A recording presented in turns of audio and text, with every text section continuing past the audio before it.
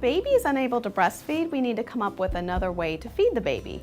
In the past, we've been very wary of using bottles to feed a breastfed baby, and that was because we were worried about nipple confusion. Well, what we now know is it really wasn't about nipple confusion, it was more about flow preference. So what we found baby doing with the bottle is they would go gulp, gulp, gulp, gulp, and then the baby began to really want that flow, that fast flow. So then they'd get to the breast and they'd start fussing and they would just not be happy, and sometimes would even go on a nursing strike. So what we want to do instead is we want to do something called paced bottle feeding.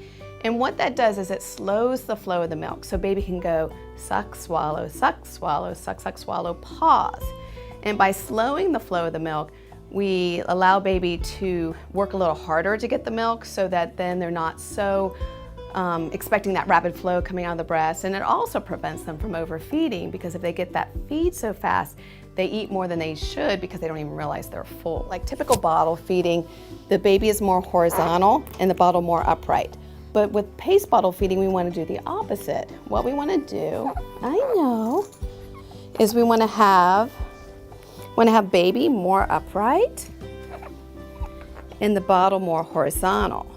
And we used to think that we wanted this wide-based nipple, and now we know the narrow shaft nipple works a little bit better because baby can actually open wider.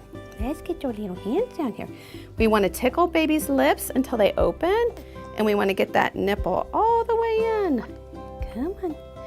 And if baby starts going, let's see here, if we get him to go, so see how he's gulping right there? Gulp, gulp, gulp. We don't want that. That is too fast. So if that happens, we slow that flow by either dropping. If we have to drop it so far that there's no milk in the nipple, that's fine. The air won't hurt him. But see how he paused? And then when he starts sucking again, we put that milk up into the nipple, just so he can go suck, suck, swallow, pause. And when you have a baby who can pause with the bottle in their mouth, then they're getting that flow in such a manner that it's going to be more protective of breastfeeding than a fast flow would be. Oh, you're okay. You're okay.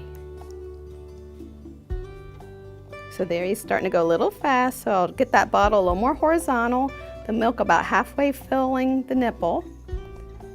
So then he should stop.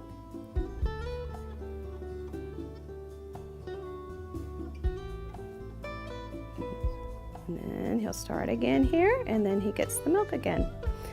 And why we don't like the wide-based nipples that we used to think was better is if babies, what they tend to do is they suck on the tip of the nipple and not all the way in like he's doing here with his lips flanged open.